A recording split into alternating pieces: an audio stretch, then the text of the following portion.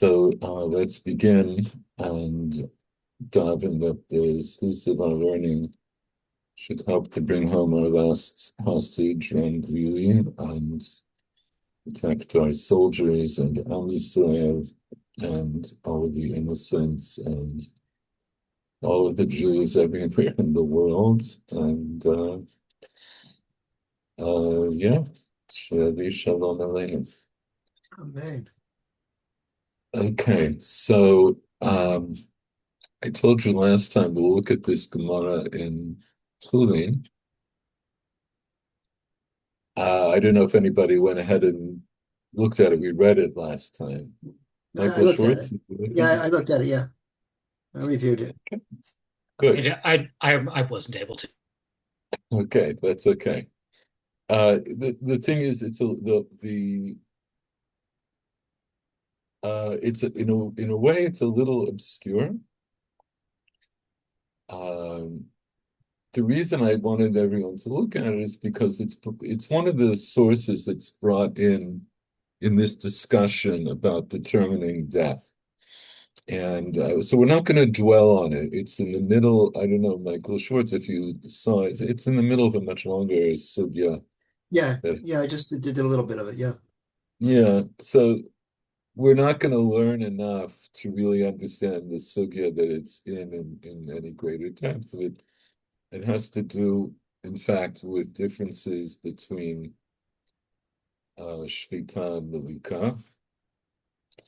Um, so we're gonna skip all that, and we're just gonna read these lines and discuss them a little bit, and then we're gonna move over to look at the Tur and the Shulchan Aruch, just to tie up some discussion about Pikuach Nefesh on Shabbat, and then next week probably we're gonna continue in the Gemara.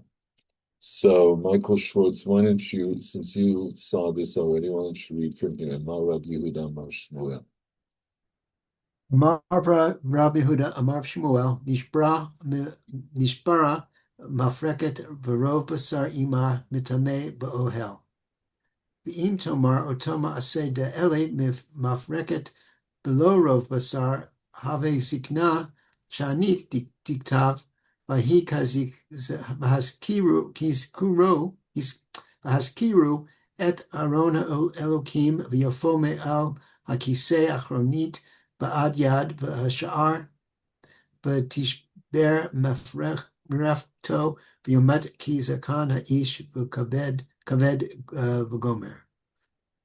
Okay, so go ahead and translate. Amar Rabbi Yehuda Amar Shmuel.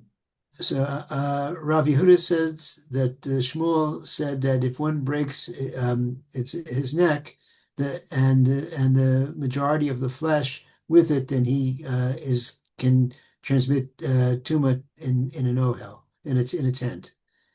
Okay, so what are we talking? Who or what are we talking about here?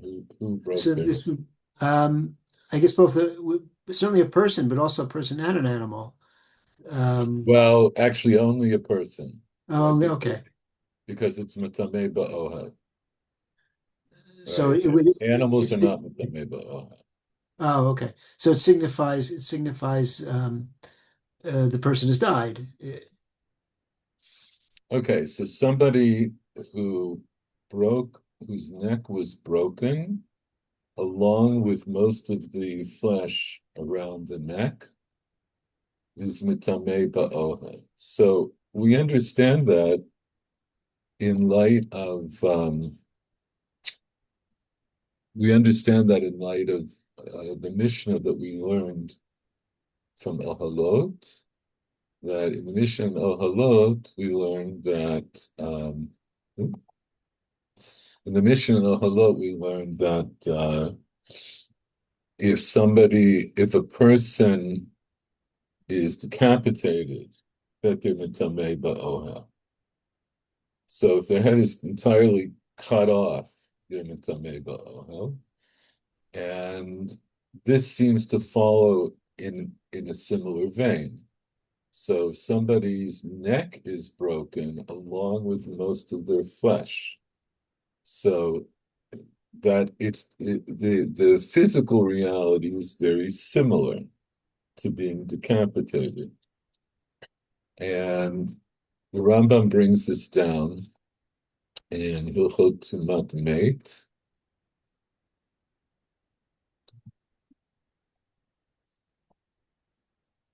Let's make this a little bigger.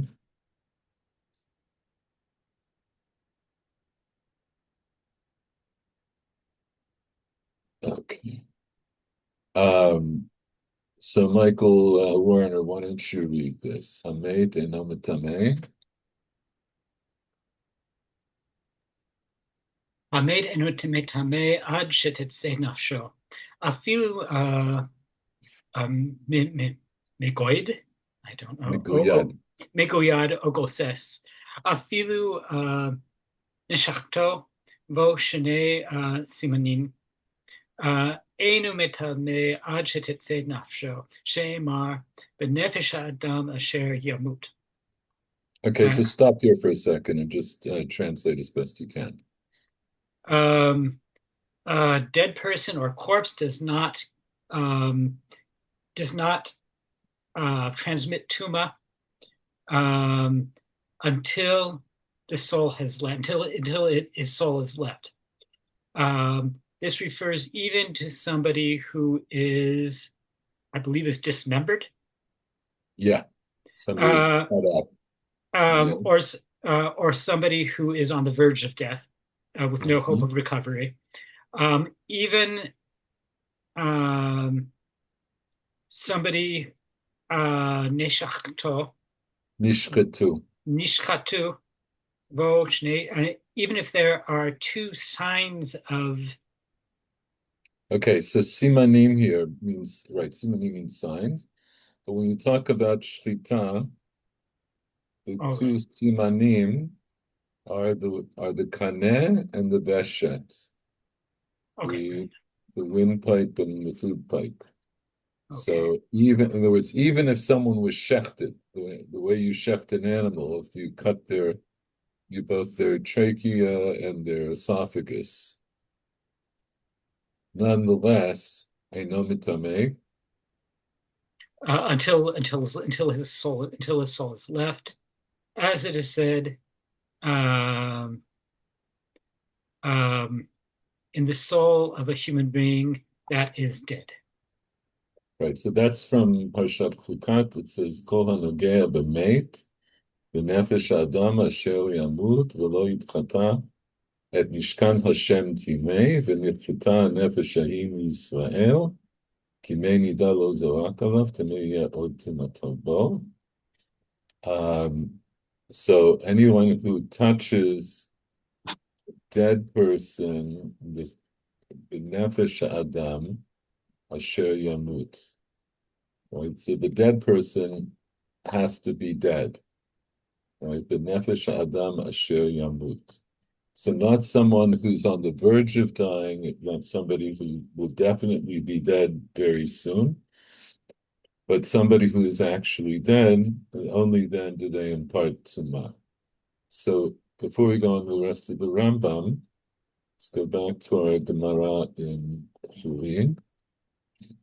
So from this statement of Shmuel, we understand if somebody's neck is broken along with most of the flesh around their neck, they are mitamei ba'oha. They fall into this category where they're considered to be dead for this halachic purpose, that they're mitamei ba'oha. And then Michael Schwartz, Im Tomar Otoma said to Eli. If you Let me say help you about break this up. Go ahead. if you say about the Maseh, the event about Eli, that his neck was broken, his neck without the majority of the flesh, he was. So stop. Okay. So that's Okay. actually asking a question. So Okay. if you will say, in other words, what does it mean if you'll say? So it's refuting what we said before, because before it said you had to have the rove of the basar had to be broken along with the neck, he is comparing it to the Maaseh with Eli that we read last week, in which the rove of the basar wasn't uh, broken and Right, severed. as far as we know, right? So, Yeah, because it all doesn't it say said it. there is that his neck was broken. So it doesn't say, and it didn't say that Rov Bisaro, right, was broken or cut in some way. So if you'll say, so then what would you say? In other words, if I was learning from Eli, what would I say the point that what would I say the point of death is? Just breaking the neck, Just not the breaking the severing neck. of the flesh. Right. So in other words, when Shmuel says Nishbara Mafreket Barov Basari Ma, it's a Ba'ohel, he's implying that you need those two factors. You need those two gormin. It has to be both a broken neck along with breaking most of the flesh that's around the neck. And only then would he be Mitameh Ba'ohel. But in Maaseh de Eli, his neck was broken and he died even without Rov Basar. So if you'll say Masad Eli Mafreket below Rov Basar Abai, Zikna Shani. So what does that mean? That it's different for an old person. Right. So old age is different.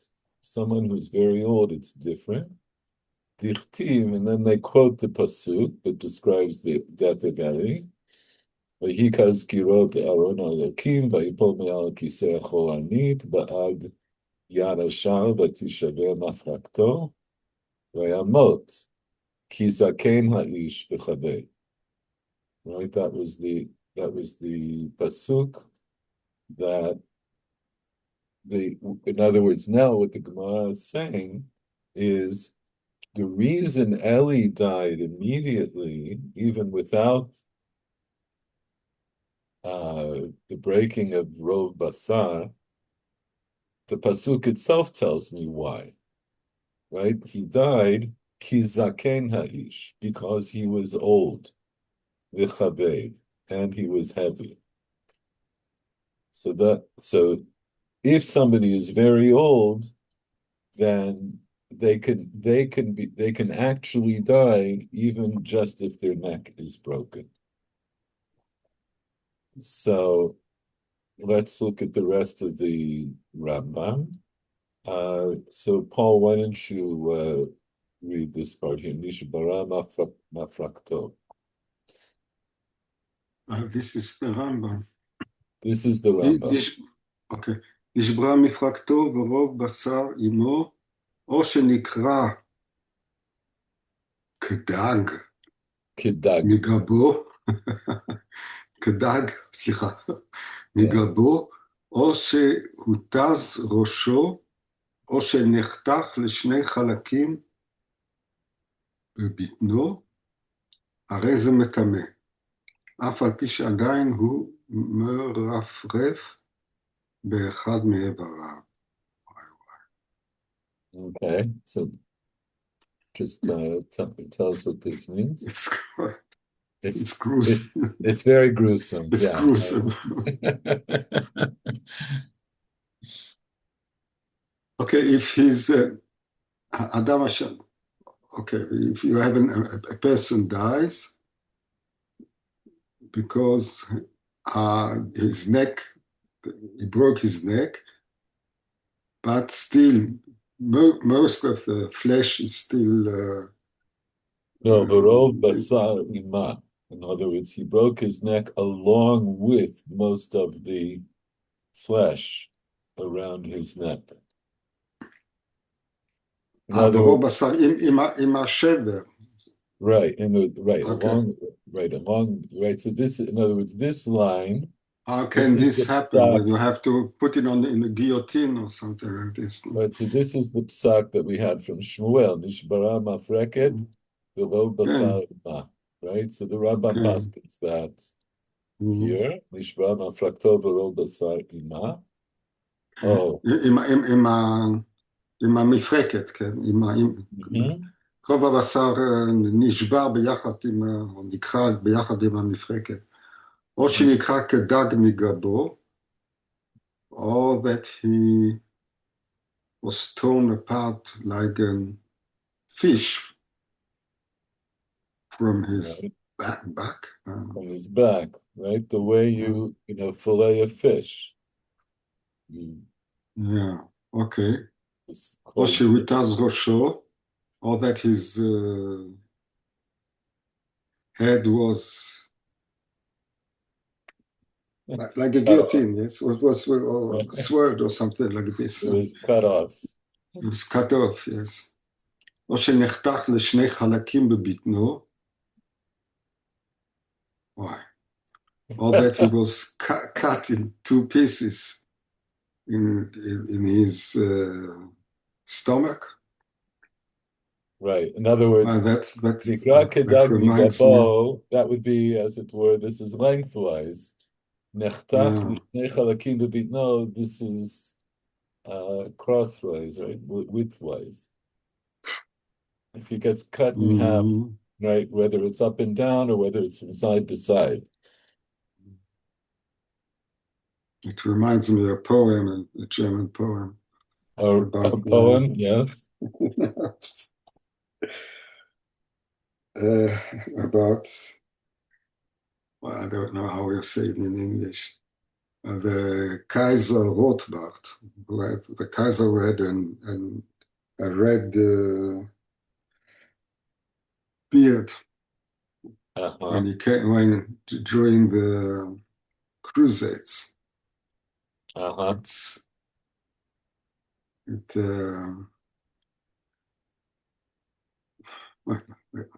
It's a poem in French, I'm in guessing. German.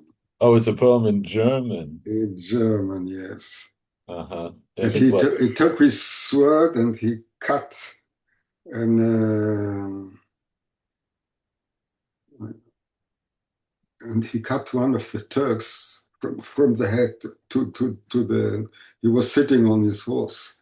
He cut it in two pieces, Ooh. and on each side, half of the Turk was falling down, something like this. Oy, oy, oy. Okay, yes.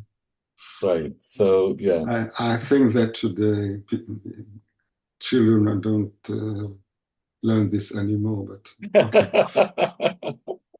Nor do they read Brothers Grimm. Yeah, not sure anybody actually reads Brothers Grimm anymore. But okay. או שנחתת לשני חלקים בבטנו, the other way, yes? Not this way, but yeah. הרי זה Right. מטמא, אף על פי שעדיין הוא מרפרף באחד מאיבריו. Well, I mean, he probably says that this way he's surely dead, yes. And then So, right. In other words, all of these it's things, 100% sure that he's dead, and for this reason, he is metameh. right. So all Even of these, if go ahead. even if the body is still moving Right. Even if the body is still in shuddering. one of Right. its members, yes. Mm-hmm. So, right. So this is the Rambam brings this down as we saw. We saw the Mishnah on Ohalot about Hutaz Rosho, and we saw the Gemara in now in Chulin that talked about Mishbaram Mafrakto, Basar Ima, right? And the Gemara there also talks about, which we didn't look at, but also talks about Nikra Kedag, Migabo, or Nechtach L'Shnei Chalakim Bevitno, which the Gemara calls Gistra. Somebody is a Gistra. So all of these are examples of somebody who's Matameh. So I'll just tell you something about this. So this, when modern medical people look at this, so they say, if somebody's head is cut off, or if the neck is broken, then what happened? Their spinal cord was cut, and that's instant death. That's once there's no longer any connection between the brain and the rest of the body, then the person is dead. So I explained, I think last week or the week before, that why is this important nowadays? In particular, because of the possibility of doing heart transplants. And in order to do the heart transplant, the heart has to still be a beating heart. And uh, if so, it was decided in the late, I think it was the late 60s, where the Harvard criteria were formed, that they came to this conclusion that someone who is totally brain dead is dead for the purpose of declaring them dead, meaning if I can declare them to be dead, then I can remove their heart because I'm not killing them by removing their heart. They are already dead. And um, and therefore I can take the heart out and I can use it in somebody else, right, to do a heart transplant. And so in halacha, right, this also, of course, this became a matter of discussion. And ad hayom hazeh, until today, there's still controversy about how you determine someone's death. And I think the Rabbanut Rashit goes after the Shita that brain death is death, which means that if someone dies, um, and their brain has stopped functioning, that you could remove their heart for a heart transplant, assuming that there was permission and so forth. But just in principle, you could remove the heart. And according to They do an EEG. it's interesting. I spoke with a urologist about that. He said they're actually, it's not they don't do the EEG, because the EEG, I think, is just for determining heart function, right? They No, can no, do, no, No, no, no, no, no, no, no, no. EKG. Electroencephalogram. EKG is for heart function. EEG oh, is okay, for brain function. for brain function. Okay, so I apologize. Apparently, to do this is what I remember. You don't have to, don't quote me on this, but I'm sure you could find out. What he said is, if you want to determine absolutely if someone is brain dead, it's not they may do the EEG, but he said there's another test that has to be done where they inject the brain with some kind of a dye, which then has to be scanned, and then they can tell if the brain is functioning. It's a more in-depth way of determining. But he said, as I recall, and I'm not a great authority on this, he said you don't usually do that because there's simpler tests that a neurologist can do to determine if someone is brain dead. And they only, I think, are going to do that more extreme test when not even that necessarily that if there's a doubt, but maybe if they are planning to use the heart, and maybe there is, either depending on the state that you're in, maybe there's a legal requirement, or there's a requirement from the family of the deceased to make sure that they're absolutely dead. But otherwise, there's simple things that a neurologist would do to determine if they're brain dead or not. And that's all I really know about it offhand. I used to know more, but I haven't really delved into this in quite a while. The other thing I can tell you that I heard, oh wait, so before I get to that, so yeah, so there is this shita, which is held by many poskim, that if someone is brain dead, then you can use their heart for heart transplant. But there are other poskim who hold that the heart has to stop beating. That they say that not only are they, But then it's too late. so my cousin's husband Alav Shalom, who just passed away a few months ago. He was involved in this question. He was an endocrinologist, so he was very involved in this kind of question. And what I heard from him is that this question was posed to Rav Shlomo Zalman Auerbach, and as I recall, that his psak was, if someone is brain dead, I think what he did is he pressed them on this issue of if the heart has to still be beating, what if it's just after the heart stopped beating?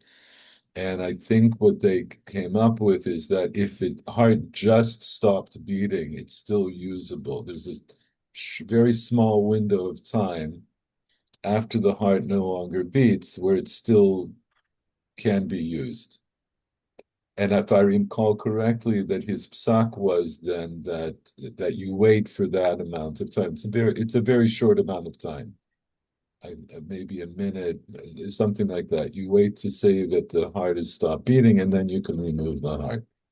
I mean, what is the definition of heart stopping beating? Like I mean, no beats in what interval? So again, I'm not going to I mean, try to. I mean, I bet I can imagine like the question would in part. I mean, I can imagine that No, I think you it might said hinge on that. it. As I said, it's a short amount of time, but I think you said if it was a minute. I think it was. It was an amount of time after which the heart is no longer going to beat, but it would still be usable. It was still fresh enough, as it were, to be used for heart transplant. So I'm not Michael Warner. I'm not. It's a good question. I'm not going to try to answer specifically. I can find the more recent halachic literature about it for sure. But in short, this is a machloket nowadays, and uh, there's another, it leads into other issues. So for example, so there are those who hold, excuse me, there are those who hold that in order that essentially if you hold this idea that you can't consider someone dead until their heart has fully stopped beating, that means that that person can't really be a heart donor, right? Because their heart is already, it's stopped. And I'm not talking about this very small window of time that Rav Shlomo Zalman held, but let's say if it's definitely stopped beating and there is no window of time, so then that person can't be a heart donor. And so what it would mean is if you hold like that psak, so you can't donate your heart. And this I think was bigger question in the States, where the Haredi poskim in general held that to be the case, like Agudat Yisrael and similar groups of people. And so it led or leads to a difficult situation in principle, at least a difficult ethical consideration, which is that what it would mean practically is that if you're a Jew, you can't donate a heart, but you could be the recipient of a heart, right? In other words, according to them, if someone donates your heart to you, it's because, in other words, if a non-Jew dies and they donate a heart because they hold that he's dead, you would be allowed to take the heart. So of course this is ethically difficult, right? Because you're saying, well, I can't donate my heart to you, but I can take your heart. And that's one of the many difficulties that arises with this question. The other thing I wanted to point out is this story with Eli. So what do you get from the Gemara that the reason that the Gemara says that the Mikra says that Eli died is because he was old. That the fact that his neck broke. So what's our assumption? Let's say the modern medical assumption is that when his neck broke, that broke his spinal cord, and so then he was dead immediately. But according to Shmuel, it's not enough that the neck broke. It has to also be Verov Basari Ma. It has to be that most of the flesh broke with it in order to declare him dead from that moment. Uh, so first, I'm only mentioning this because this Gemara was cited by a posek from a forum that I heard. This is from like almost 30 years ago.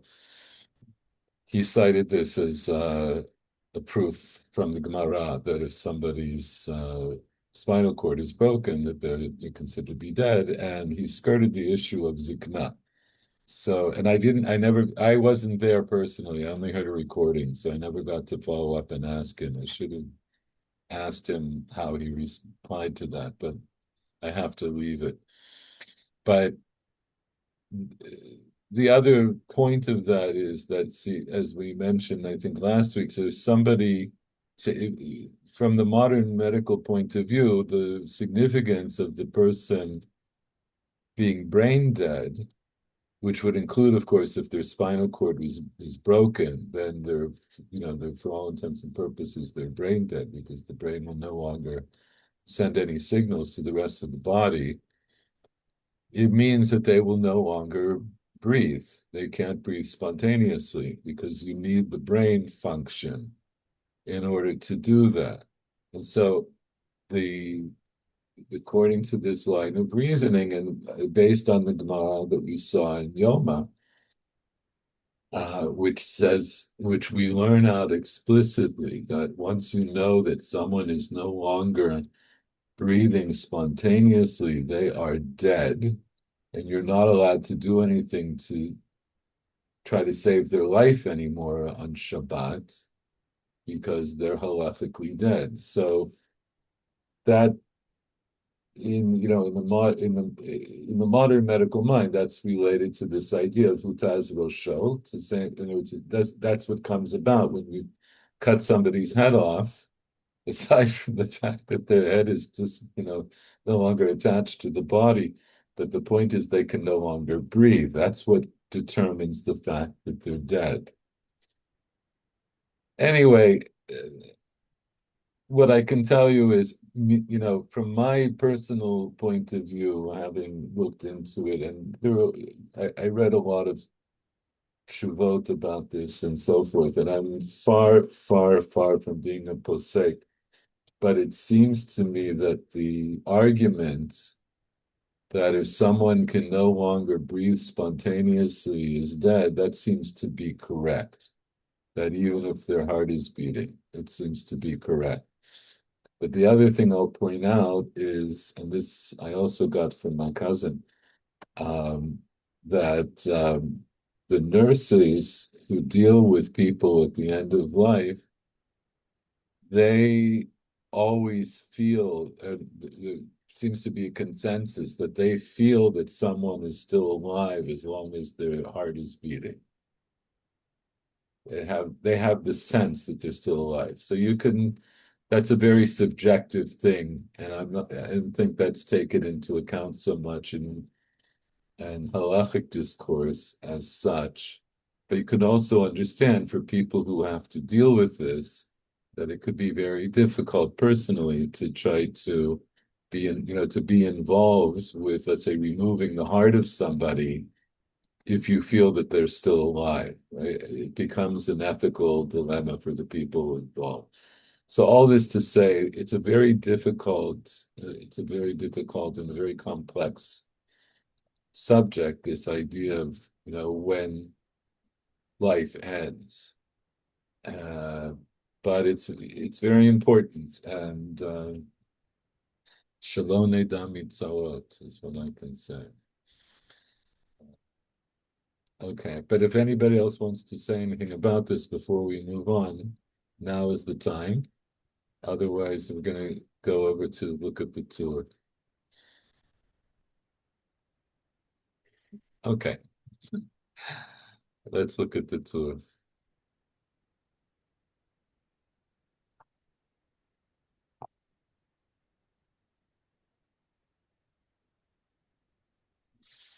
So this is going to help us review some things that we learned already. And then we'll continue on in the Gemara next week. So Michael Schwartz, why don't you read Kol Pikuach Nefesh? כל פיקוח נפש דוחה שבת, והזריז הרי זה משובח, אפילו נפלה דליקה לחצר אחרת, ויראה שתעבור לחצר זו, ויבוא לידי הסכנה יכול לקבותה כדי שלא תעבור. Okay, so all saving of a life pushes away Shabbat, and one who is zealous, that's praiseworthy. Even when a fire falls onto another courtyard, and you see that it falls on another courtyard, and you'll see that it transfers to. I think the array here is that he's afraid. The array. Oh, is afraid that afraid that it will transfer to another courtyard, and it will come to a situation. In other words, he's in one courtyard. I just okay. So it falls on a different courtyard, and then he's afraid that it's coming to this courtyard, and it will come to, there will be a danger, and you could extinguish the fire in order so that it won't transfer, won't move over. Right. So what you see from here, what's interesting is to note in the Diuk Lashon of the Tur, sakana. In other words, it doesn't say that he knows for sure that if he doesn't put it out, that someone will die. But he is afraid that someone or he will come into danger. So that's the safek. So this is safek pikuach nefesh, essentially, meaning that, so if there's any doubt, if there's a doubt that someone could possibly become endangered with their life, then you push away the Shabbat, and in this case, it would mean that you would put out the fire.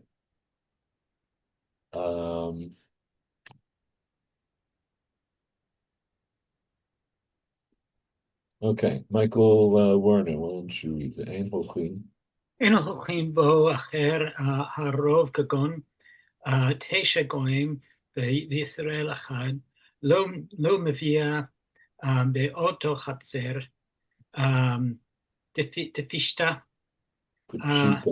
דפשיטה, שאם נפל שם עליהן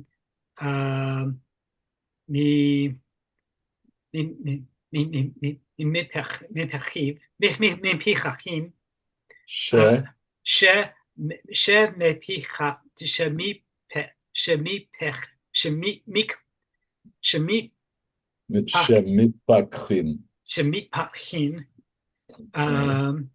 דהו לקבוע וכל קבוע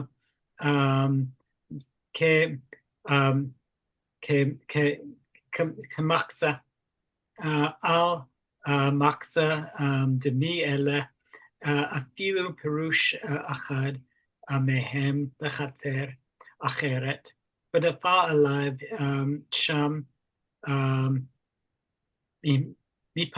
מפחים, כיוון שנאמר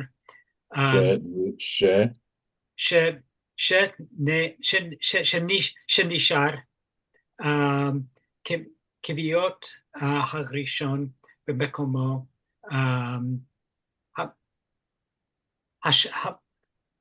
השפינן כמחצה על מחצה Stop there. Okay. Okay. Was, so here, let's go ahead. So in this case, we don't go after the majority.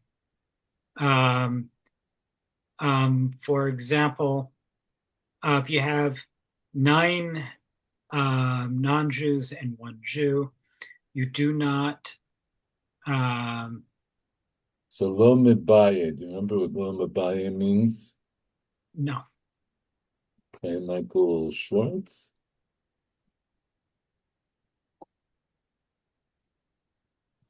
Forgotten. Okay. Mebaye means, it literally means need, right? It's the same root as the word ba'aya, which is, in the modern Hebrew, that's a problem, but it means, in Aramaic, Midbai means, I won't get into the whole linguistic aspect, it's interesting, but let's just say, lo Midbaye means we don't need, in other words, in this context, lo Midbaye means it goes without saying, right? Mm. It goes without saying, lo tachatzer. That they're all in the same chatzer. Okay. Dipshita, And so in Peshat, so pshita means what? oh, it's obvious. It's obvious. She'im nafal sham aleihen. If there falls upon them, Shemifakhin. that um, that they um, are saved. Mifakhin. Pikuach nefesh. Mifakhin et agal. The Mishnah in Yoma. Mifakhin alav et agal. What does it mean? I'm sorry, I'm going Michael blank here. Schwartz? To uncover. Oh, to uncover. Right. Okay. Of course. Right. Of course. Yeah. Right. So pshita shim nafal sham aleihen shemifakhin. Dahavale kavua. V'chol kavua kemechza mechza dame. What does that mean? So if they are uncovered, No, not if they're uncovered. The pshita shim nafal sham aleihen. It's obvious it's that obvious. It's obvious that if there's a mapol, if there's a collapse on top of them, shemifakhin. that you uncover them. And why? The havale kavua. Because they are sort of a steady group. They're It's a fixed group. fixed. It's a fixed It's a group. fixed group in a fixed place. B'chol kavua kemechza mechza dam. And so everybody who is a member of that, in every fixed group, it's as if it were half and half. Okay. In other words, so why is that? What's he saying? What was the case here? What was the case to begin with? That you have nine goyim and one Yisrael, and there's a mapoet, and so you say, and it's obvious that you save them because with it when you're talking about a fixed group, it's as if it's as if it were half and half, and so it isn't, so it's as if you were it's as if they were um, uh, it's it's it's it's it's as if the rove were well, no, it's actually as for half Yisrael and a half Goyim, and therefore you uncover them. In other words, because why? Because if it's mechza mechza, then it's a safek. And since it's fek not nechashot, it sort of pushes away. We rule lakula, we rule leniently. Okay, so just to summarize this part of the tour, so he starts off by saying, and so in the first halacha, he said that that pikuach nefesh is docha Shabbat. And now he says, and not only that, ein hochin bo acha harov. I don't go after the majority here. And he says, for example, in the case where you had 9 non-Jews and 1 Jew, and it's the case where a mapolet falls on one of them, and I don't know which one. Lo mebai beotach chatzer, right? I don't need to tell me. In other words, it goes without saying that if that happened and they were all standing in the same chatzer, and when a mapolet fell on one of them, then obviously I'm going to be Machal Shabbos to try to save whomever is under this mapolet. Why?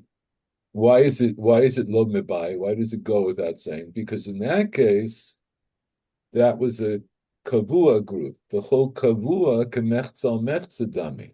So they're obviously, in other words, what's he trying to what does he want to prove? He wants to prove that I don't go after the rove. So he says, in this case, obviously I don't go after the rove because I'm not really looking at this case as if it's a rove of non-Jews. I'm looking at this case as if it's half and half. That's the lo mebai. Therefore, goes with this case, mela, goes without saying. Ella, Michael Werner, Ella, Ella, where are we? Afilu pirush achad, Piresh, ilu אפילו פירש אחד מהם לחצר אחרת ונפל עליו שם מפקחים. stop. Okay. And so Ella, rather, even we even rule that if one of them is in another hatzer, and if what does Piresh mean? I'm sorry, I'm really not thinking clearly today. I would say which isn't Pirush, like we rule, we No.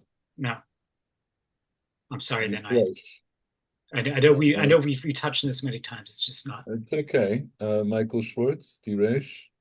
Separates.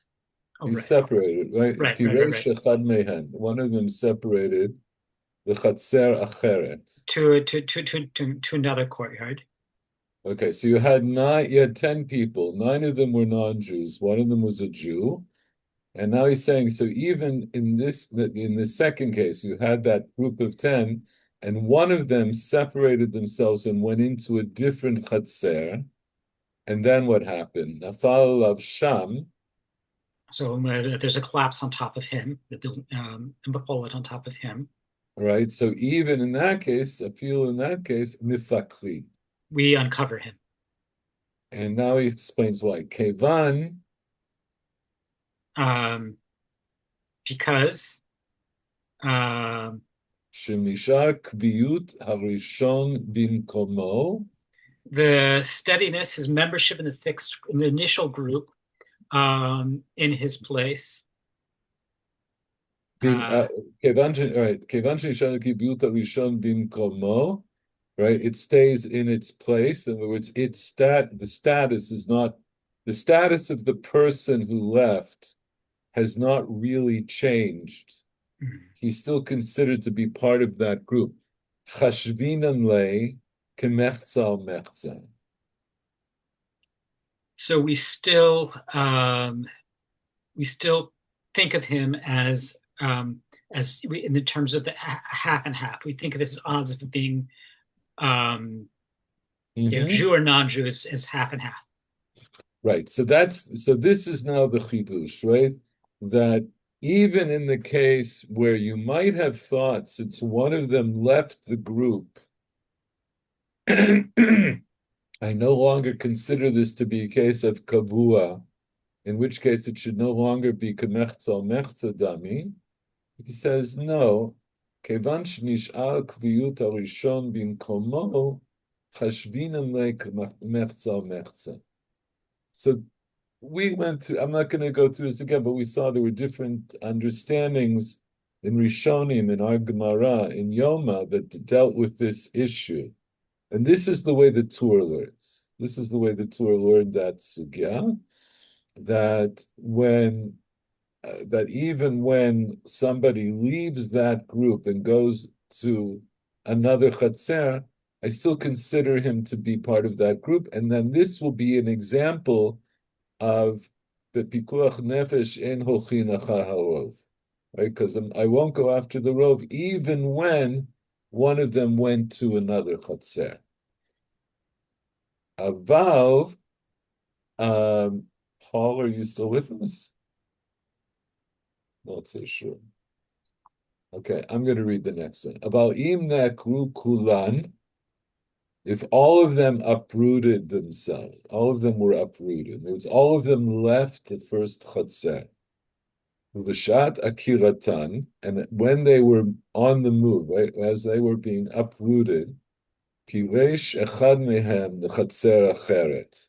So they're all getting up and they're all moving, and then one of them goes to another chatzer, the nafal alav, and that's where a mapolet fell on that person. Ein mefakrin. In that case, we don't uncover him. Kevan shene'akar kviyut harishon mimkomo, since the original fixedness of that group has now been uprooted. It's no longer kavua. It's been uprooted from its place. Amrinan kol de parish meruba kaparish. Now I will invoke a different rule that says anyone who is departed or separated from a group, they separated from the majority. So the majority of the group was goyim. So now that there's no longer a kfiyut to the group, and somebody left the group, I'm going to say that the majority would tell me that the person who left was a goy, and so I'm not going to be mefakech et agal to try to save him. Okay. Michael Schwartz, why don't you continue reading? Misha Nafla. Misha Nafla alav mafolet sefer chai, sefer met, sefer sham, v'sefer eino sham, afilu im timtza lomer shehu shem sefer goy v'sefer Yisrael, mifachin af al pi sheyesh bo kama sefachot. Svekot. Svekot. Okay. If there was the building fell on him, and there's a doubt whether he's alive or whether he's dead, whether he's actually there or he's not there, even if you can say that he's there and there's a doubt whether it's a non-Jew or a Jew, you still uncover the pile, even though that there are some or several doubts. Okay. Michael Werner, Bafilu. The filu matzuhu merutzetz she'enu yochol lechiot ela lefi sha'at Sha'a. I'm sorry, yeah, right. Sha'a mepachin ve'odkin ad shechotmo. No, there's no sheder. Oh, ad ahotmo. Mm-hmm. Ve'im lo hargishu bechotmo chayut as v'dai amet Lamed Shin is lo shna. loshna fagu berosho tachla o beraglav techila. Tchila. Techila. Right. Okay, so So even if he is found mirutsatz. um, um, I'm assuming in some dire condition, but I'm not Yes, sure you're which right. one. I'm not sure which Okay. one. But you're correct in your assessment. And Michael Schwartz, can you say mirutsatz? No, I don't remember now. It would Marutzes, be no. someone who's crushed, if you find him crushed. Okay. Hmm. So even if you find him crushed and he couldn't live more for um, for even if he couldn't live for more than an hour. Okay, Uh, so I just want to point out, so an hour, a sha'ah, of course, can mean an hour. It could also just mean an indefinite amount of time, right? A sha'ah, right? It can be a sha'ah can also just mean a moment, right? We have this right. sha'ah has many meanings, but the idea is el she'eno yachol el lefi sha'ah. He can only live for let's say a short amount of time, for a moment. In other words, even if he's Mrutzatz. So Mrutzatz, we understand this is not unlike the person who's Miguyad, right? That we saw from the Mishnah Naholot, someone who's cut up, somebody whose body is now completely broken. And we know that he's not going to survive. But, right, so he's only going to live for a short amount of time. Nonetheless, We uncover him and we check, presumably for vital signs, no, don't say presumably, just read what it says. and we check Ad uh, chokmo, until his um, until his nose.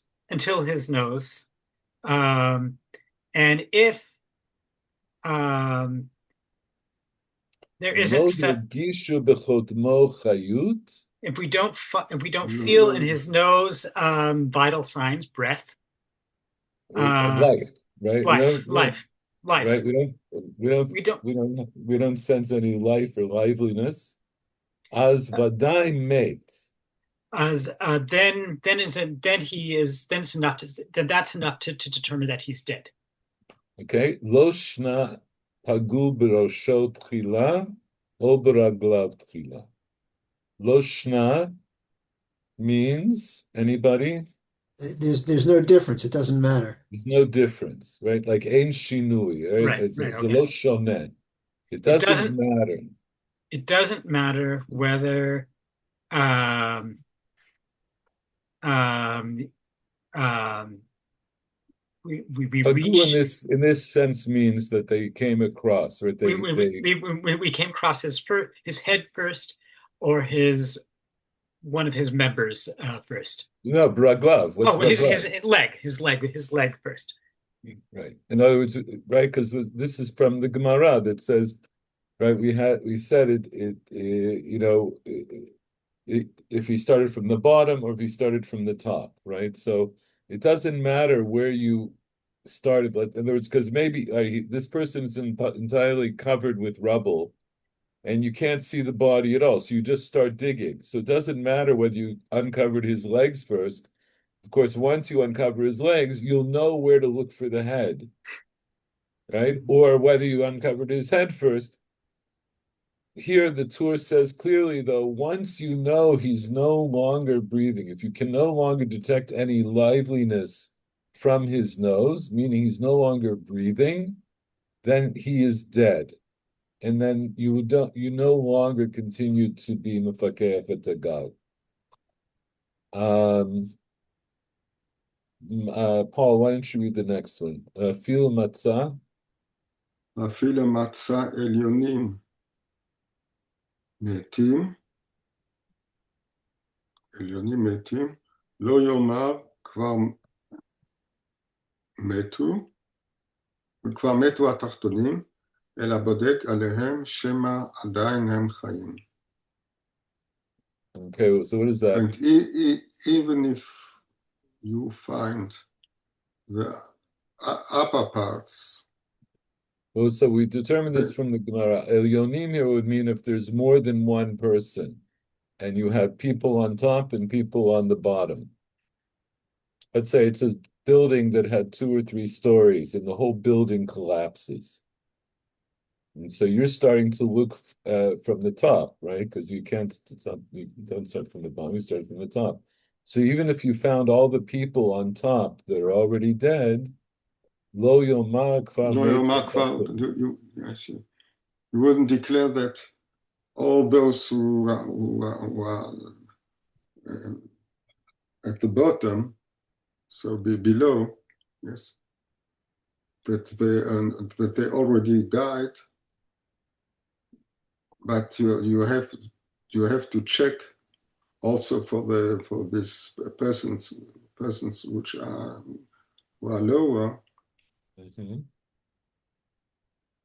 You have to check them to see if they are still living. Right.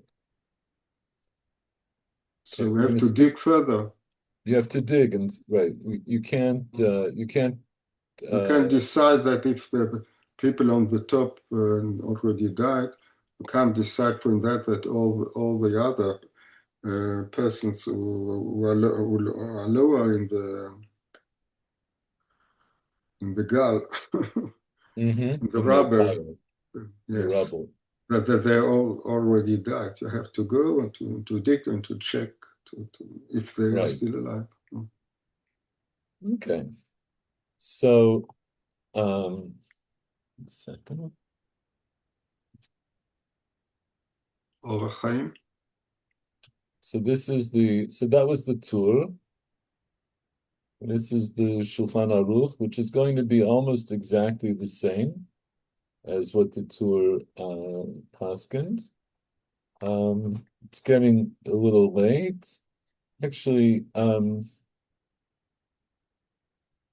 you know what? 1 second. Yeah.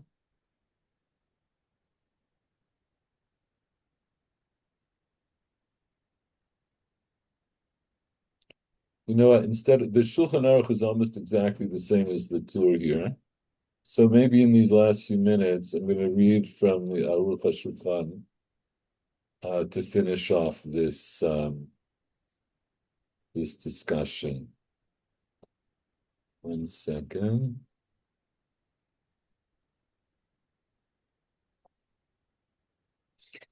Okay, Aruch HaShulchan says, "Kvar nitbayad dechol pikuach nefesh dochei Shabbat." We already explained earlier in the Shulchan Aruch that any kind of pikuach nefesh pushes away Shabbat. Vazari zarei mishubach. The zealous person is praiseworthy. V'chein amru chachamim. We actually saw this this is from our sugya, where the Gemara said that we put out a fire and we also put a barrier in front of the fire. And so now he explains, Klomar, im nafla dleka b'chatzer sheyesh bo chashash sakanat nefashot. If a fire fell out in a courtyard where there is some fear for people's lives, kigon, שיש שם חולה או קטנים, שמתוך הבהלה יש טורח רב להוציאה משם, שלא יינזקו. And what would be an example? Maybe if there's a sick person there or children, and that in the frenzy to get them out, there would be a lot of trouble to take them out because of the bela, because of the confusion and the hubbub of the fire. There's going to be a lot of trouble to get them out in order to keep them from being harmed. Ulai yagia nezek legufan, and maybe meaning it maybe then in the meantime they would come to bodily harm. Mutar chabot et adleka. You're allowed to put out the fire. In other words, what? Because as we discussed, and we saw this in Gemara, because if they were all able-bodied adults, then what you would do is you would have them all leave. You would just evacuate. But maybe you have a situation where you can't easily evacuate people. So you can imagine, like in just to give him an extreme example, like in a hospital. Let's say a fire breaks out in a hospital or close to the hospital. So, you're not going to be able to evacuate all these people who are in gurneys and they're hooked up to different machines and so forth. So in that case, you're allowed to put out the fire. And not only that,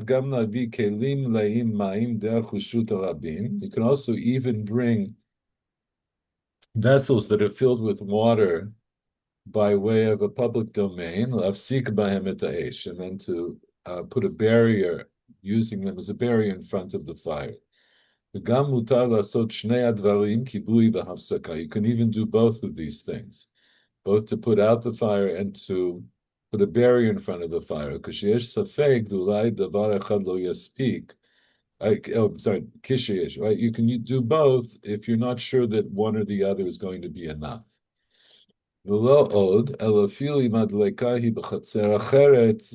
that, even if the fire is in another yard, but you're afraid that it might come into this chatzer.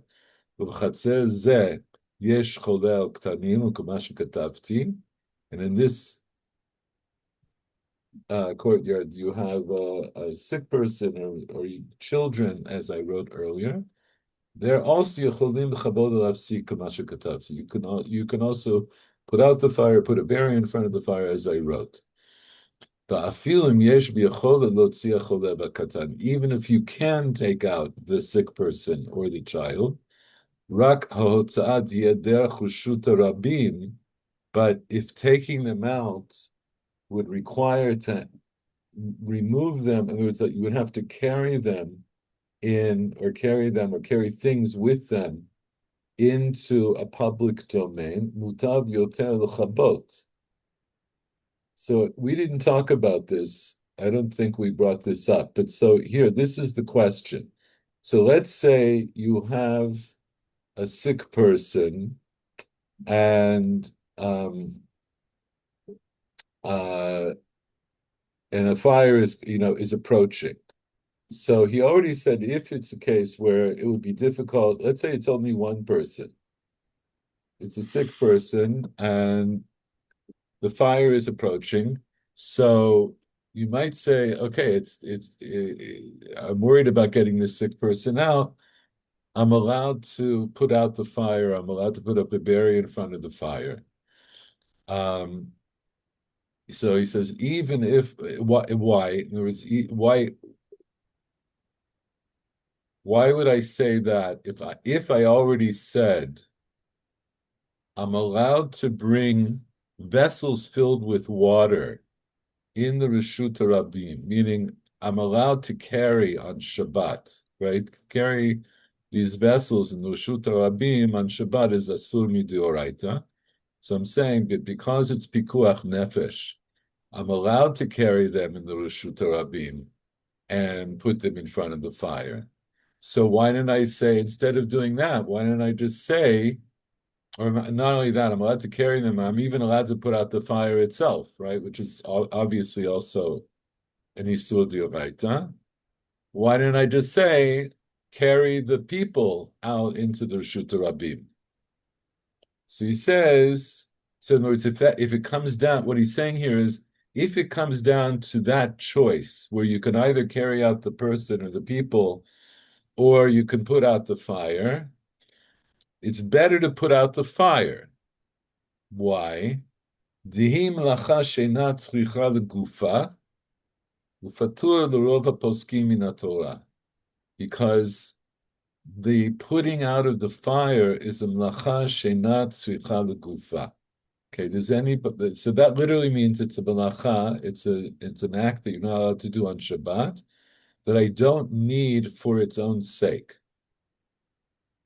Is anybody familiar with this concept of melacha she'inat tzricha legufa?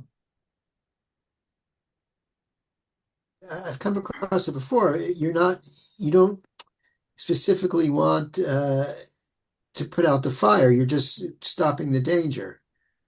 Right, right. Very good. In other words, in this case, when you're putting out the fire, you're not putting out the fire for the sake of putting out the fire. You're putting out the fire in order to prevent danger. So that's called a melacha sheinat tzricha l'gufa. You're doing the melacha, but not for the body of the melacha, meaning not for the sake of the melacha itself. And according to many poskim, he says, right, patur l'rova poskim mina Torah. Most poskim hold that melacha sheinat tzricha l'gufa on Shabbat is is something for which you are exempt from any punishment. In other words, it's not mutar. You're not allowed to stam do a melacha she'nat tzricha legufa, but you're patur. And so it's better to put out the fire. Mishiyotziem derech reshut rabim. It's better to put out the fire rather than remove them from the building and where you would have to take them by way of a public domain, the havi av melacha, because that's an av melacha, and that is legufa. Whereas if you have to remove them by carrying them in the reshut rabim, that's legufa because you want to carry them in the reshut rabim. Uvhotza'ah lekarmalit. If you take them to a karmalit, I think we've talked about karmalit before. What's a karmalit? It's a space that's adjacent to a The public sea, the space, sea. Okay, Michael Schwartz. like a space that's adjacent to a public space. Can anybody else say anything more about Karmelit? The sea. No. The sea? The sea Sea. is a Karmelit. Yeah. The sea is a Karmelit, but that's not the It's definition of a Karmelit. I mean, a carbolite would be, sort of an intermediate space. So it's neither a private space nor a public place, but sort of intermediate. So it would be like, I'm assuming You just to, know, what you said is correct. What you said is basically correct, right? That's the basic concept. The Carmelit is neither a Reshut Yachid nor is it a Reshut Rabim. And so, in order to understand what the Carmelit is, we'd have to first to define what a Reshut Yachid is and a Reshut Rabim is. So, for the purposes of this discussion, we'll go by the definition that we see in the first parak of Shabbat in the Tosefta, which I'll show you. Hold on. Let me change the screen. Oh no, I can do it on the screen. They have a Tosefta here. Actually, Tosefta Gdola.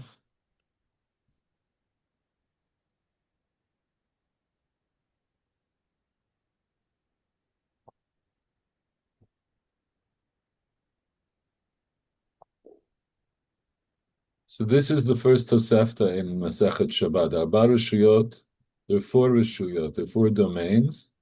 Reshut Yachid, Reshut Rabim. Ezehu Reshut Yachid. Charitz Shamok Asara V'Rachav Arba'a. So what's a Reshut Yachid? That would be a trench in the ground that's 10 by 4, right? It's 10 tefachim high by 4 tefachim wide. V'chein gader, and similarly, if it's above the ground, if you have a fence that's 10 tefachim high and it's 4 wide. That's a Reshuta Yachid Gemura. And what's a Reshuta Rabim? Sratil Platya Gdolach. It's a large open space, like a place where people go, where like the Rabim go to walk, Muva'ot Mefulashim, and alleyways that are open on both sides. Zohi Reshuta Rabim Gemura. Now, there's more to that than this, than it says, and this gets into other definitions where it's also brought that Reshut Rabim has to be at least 16 amot wide.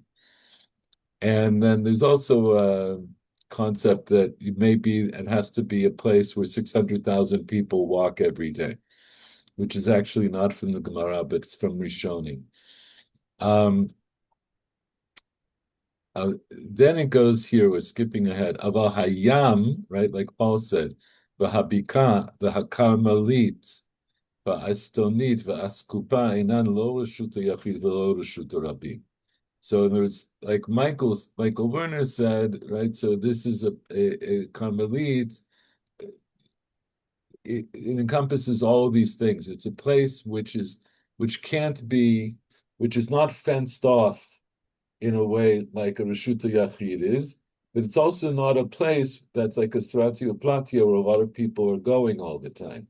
So it's neither one. So the point is, without dwelling too much on this, to get back to what we were learning. So what we're talking about is, what if there's a fire that breaks out on Shabbat and you have people in a building? And so he just said that if there's a choice between putting out the fire to save the people or removing them to a Reshuta Rabin, then it's better to put out the fire, because putting out the fire is a melacha she'ena tzricha legufa.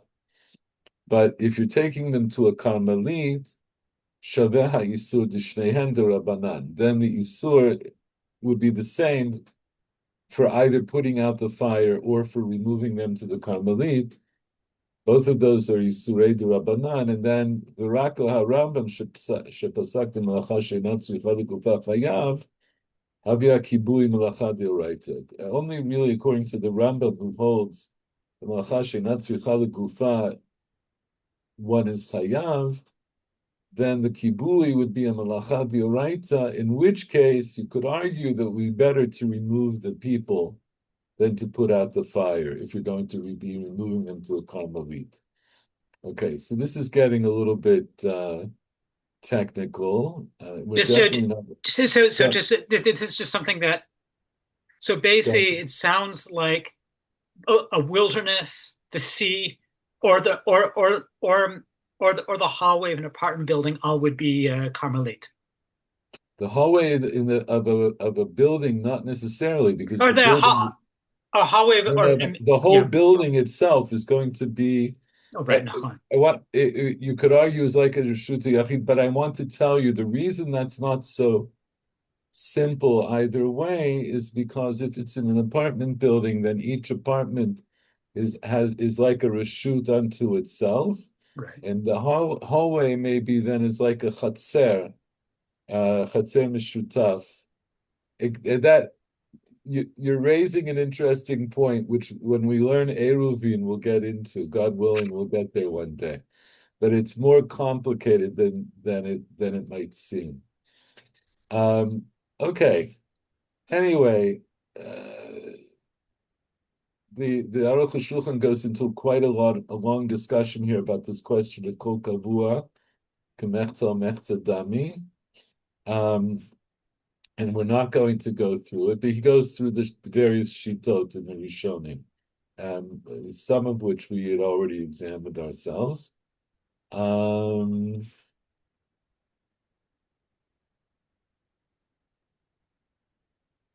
Just a second.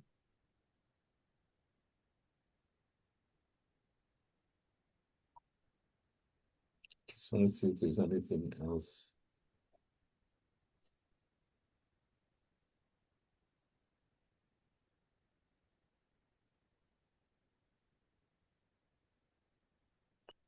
I think what we'll do, I'm going to skip ahead just to this last thing here, and then I think we'll stop. Ketzado sin, how do you do this? So he's talking about somebody upon whom a mapolet fell.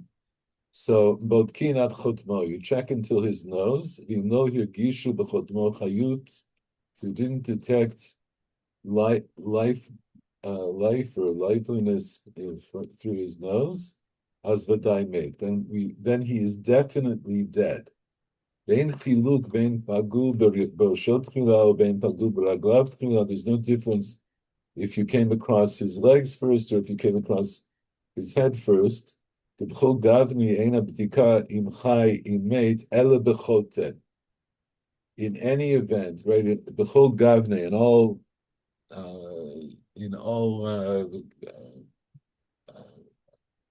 I think of a good translation here.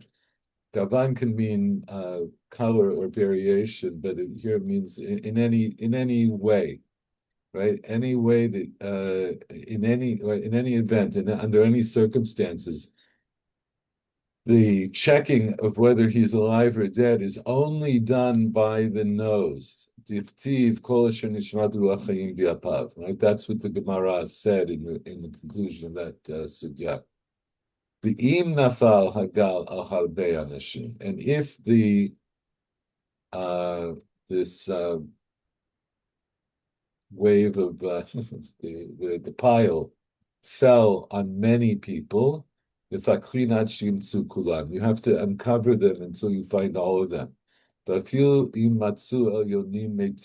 words, you have to find all of them to determine who's alive and who's dead, right? So once it'll be true, once you find someone who's dead, you don't have to continue uncovering them, but you do have to look for all the people that were in the gal, right? So if you find the upper ones dead, you don't say that certainly the lower ones died. And why should we be Mechalel Shabbat? And Lama lanu Mechalel Shabbat Asur Lomarken. You're not allowed to say that. Mipnei sheyachol liyot she'elyonim meitu atachtonim chayim. Maaseh hayaken. Right? And Gemara says there was an actual case in which that happened. Okay, I think that's where we're going to stop this this discussion, unless anybody has anything else they want to ask about or say. And then next week, we'll continue in our Gemara.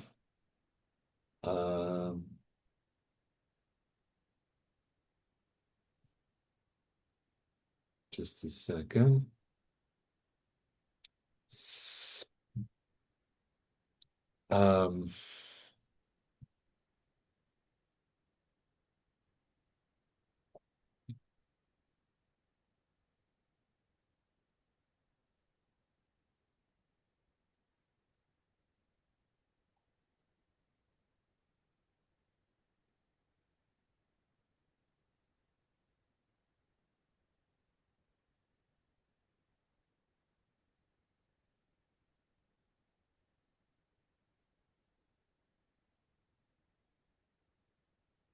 Oh, okay. Yeah, we're going to be on Pehei Amud Bet, and we're going to continue in the Mishnah that starts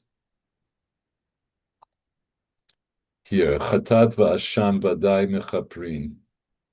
Mita v'yom kippurim mechaprin imat tshuva. Right, so we're going to start into the sugya about kapara and Yom Kippurim and what affects kapara on Yom Kippurim, and also how tshuva plays into it and so forth. So that's in the middle of Daf Pehei Amud Bet. That's where we're going to pick up next time. So that's it. Thank you, everybody. Thank Okay, you. good night. Good night, or good night, תודה good day. רבה, יישר Good כוח. night and good day.